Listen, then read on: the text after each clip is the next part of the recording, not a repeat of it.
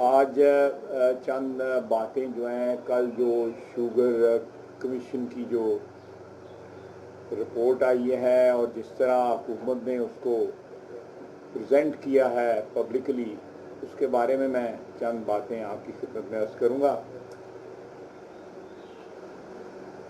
बुनियादी 3 सवाल जो हैं ये सारे स्कैंडल में उठते हैं, जिसका कोई जवाब जो है वो ना कमीशन की रिपोर्ट में दिया गया है, और वो सवालात जो हैं जिन शख्सियात की तरफ इशारा करते हैं उनकी तरफ भी कमीशन ने जो है वो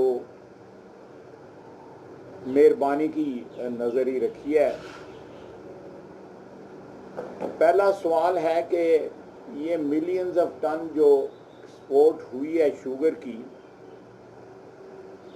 ये किस तरह हुई जब मुल्क के अंदर जो है वो प्रोडक्शन काफ़ी नहीं थी। ये फैसला करते वक्त जो है सूरत हाल का जायज़ा क्यों ना लिया गया, इसका कोई जवाब जो है वो नहीं मिलता कि इसकी इजाज़त क्यों दी गई और जिन्होंने इजाज़त दी गई कमीशन उसके बारे में क्या सजेस्ट करता है।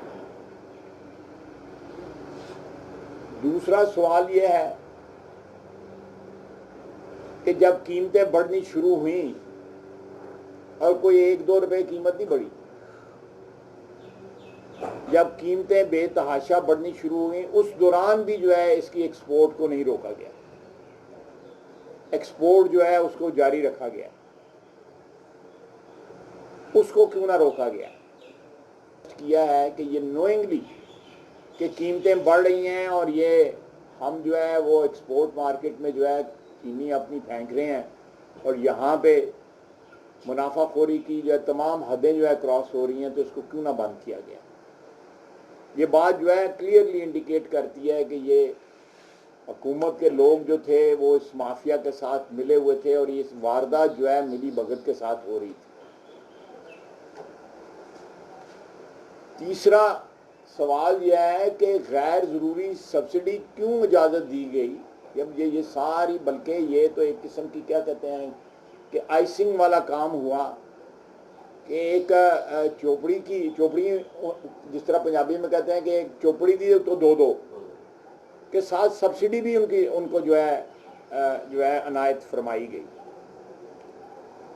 तो ये बुनियादी सवाल हैं जिनका कोई जवाब जो है ये रिपोर्ट भी सही तरह नहीं दे सकी है, बल्कि इसमें जो मेन अक्यूज्ड है जिसका नाम इमरान खान है उसको बचाने की कोशिश की गई है और कुछ लोगों को कुर्बानी का बकरा बनाया गया है ताकि इमरान खान को बचाया जा सके, जो कैबिनेट को भी हेड वज़ीर आज़म की हैसियत से करता है और ईसीसी के डिसीजन की जिम्मेदारी भी जो है वो इमरान खान पे, वज़ीर आज़म पे आती है। और जब बुज़दार साहब कहते हैं मुझे पता ही नहीं ये डिसीजन मैंने कब लिया था, तो आप इससे अंदाज़ा लगा सकते हैं कि उन्होंने ये डिसीजन क्यों लिया और किसके कहने पे लिया कि उनको याद ही नहीं है कि मैंने ये फैसला किया।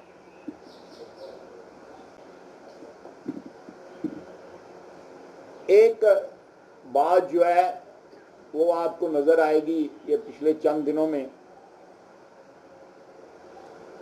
कि हमारे साबिक वज़ीर आज़म आज भी कमीशन के आगे जो है शाहिद अब्बासी पेश हुए।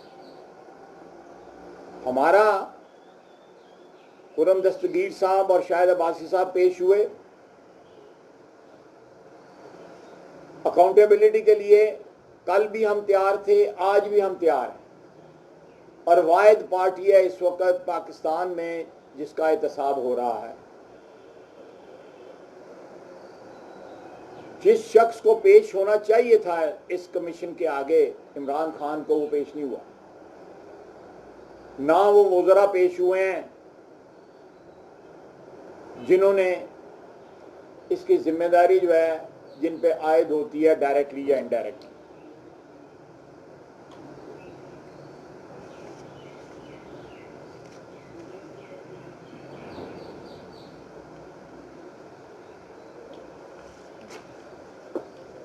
हमारा पहले भी ये मौक़िफ़ था और आज इस रिपोर्ट के आने के बाद भी हमारा ये मौक़िफ़ है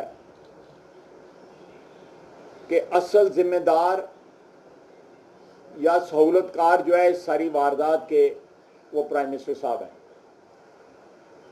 मियां नवाज शरीफ बसीयत वज़ीर आज़म के JIT के आगे पेश हो सकता है, तमाम तर उसके अहले खाना पेश हो सकते हैं और आखिर में उसको डिस्क्वालीफाई जो है एक अकामे के ऊपर किया गया 10,000 रुपये तनख्वाह ना लेने पे।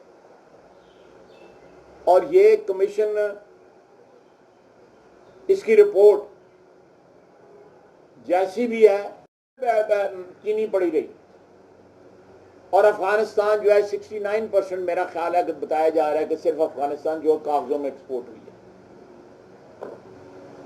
तो ये सारा सिलसिला जो है माजी में भी होता रहा, उसका भी हिसाब होना चाहिए, बिल्कुल हिसाब होना चाहिए। जिस तरह मैं बता रहा हूँ वो मुख्तलिफ हालात में जो है इजाज़त दी गई। आज हालात मुख्तलिफ हैं कि एक चीज़ की किल्लत है, प्राइसेस बढ़ रही हैं और आप जो है सब्सिडी के ऊपर जो है आप उसको एक्सपोर्ट करने की इजाज़त दे रहे हैं। तो ये दोनों हालात जो उस वक्त की सब्सिडी के हालात और आज की सब्सिडी के हालात जो है वो बिल्कुल यकसर मुख्तलिफ है।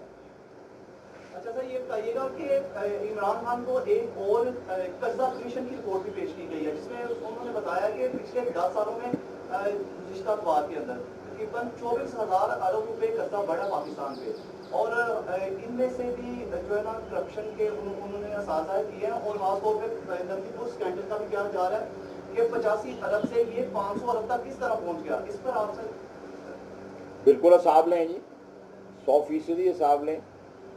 नंदीपुर का जो है ऑलरेडी केस जो है वो कोर्ट ने डिसाइड किया हुआ है, मैं ही पिटिशनर था उसमें। बिल्कुल हिसाब लें, हम एक एक पाई का हिसाब देने के लिए तैयार हैं, पेश होने के तैयार हैं। कोई फोरम बना दें उसके आगे पेश होने का, पार्लियामेंट का फोरम बना दें तो उसके आगे पेश होने का, हर चीज़ का देखें। ये जो डेट कमीशन की रिपोर्ट जो है ये ऑडिट रिपोर्ट जो है ये जो PAC के आगे उसके ऊपर मबनी है। उसके ऑब्जेक्शन जो है PAC में आते हैं, ऑब्जेक्शन सेटल भी होते हैं, नहीं भी सेटल होते हैं।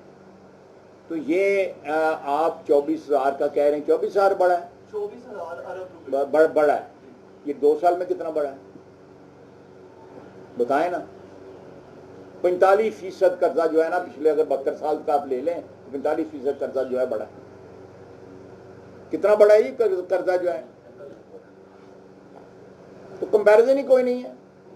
और कर्जा कहाँ गया है, यहाँ तो कल जो है इंटरेस्ट पेमेंट हो गई है आपके कोविड के पैसे में। कोरोना पे जो पैसे कटे किए थे वो उसके लिए लोन पे इंटरेस्ट पेमेंट कर दी। जिस मकसद के लिए पैसे, ये भी करप्शन के जुमरे में आता है कि एक पैसे जो है वो कोविड के लिए आप उसमें इंटरेस्ट पेमेंट कर रहे हैं। कल मेरा ट्रिब्यून में आया होता, स्टेटमेंट आई हुई थी। तो सबका हिसाब होना चाहिए। हम किसी हिसाब से बिल्कुल 100% अगर कोई है इस किस्म का सवाल जो है जवाब देने के लिए हम तैयार हैं। हुआ है पिछले 2 साल में इसका भी जवाब दें, पिछले 10 साल नहीं पिछले 72 साल के डेट्स का जवाब दें कि कहाँ कहाँ लगे हैं कर्जे। बिल्कुल 100%। अगर नंदीपुर का कोई है उसके एक एक पैसे के जस्टिफिकेशन होंगी कि जो पहले जो स्कैम था, जो पहले जो स्कैंडल था उसको भी हमने जाके कोर्ट में बताया हुआ। मैं खुद लेके गया हुआ इस केस को कोर्ट में। सर ये मैंने आपको एक्सप्लेन किया है कि ये जिन हालात में ये फैसले किए गए वो हालात जो है वो फैसले वारंट नहीं करते थे, वो जस्टिफाई नहीं करते थे। इन हालात में जब मुल्क में शॉर्टेज हो, कीमतें बढ़ रही हों, आपको एक्सपोर्ट करने की इजाज़त नहीं देनी चाहिए थी, उसके ऊपर सब्सिडी नहीं देनी चाहिए थी। तो उन हालात को कंपेयर कर लें माजी में। अगर माजी में ऐसे कोई हालात थे जिसमें जस्टिफिकेशन नहीं थी तो सबको जो है कटहरे में होना चाहिए। कोई इसमें कोई तमीज़ नहीं होनी चाहिए, चाहे वो मौजूदा हुकूमत है या माजी की हुकूमत है, बिल्कुल होनी चाहिए। दूसरी बात यह है कि बार बार जो है मियाँ नवाज शरीफ साहब की या मिलों की बात की जाती है। मियाँ साहब के पास एक मिल और वो भी पिछले कई सालों से बंद है, चल नहीं रही। बंद है।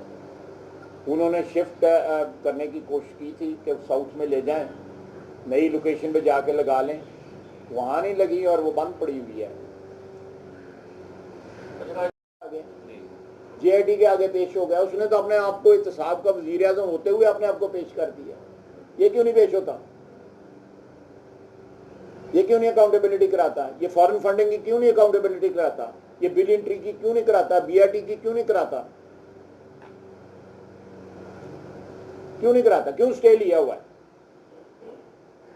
लोगों को कहते थे कि स्टे के पीछे छुपे हुए हैं, खुद क्यों स्टे लिया हुआ है? कहां से पैसा आया, वो कहां पे गया पैसा फॉरेन फंडिंग का? आज 5 साल हो रहे हैं को आए, क्यों नहीं तलाशी देते? ये बाकी सारे जो इर्द गिर्द जो हैं, ये तो जो कहते हैं वो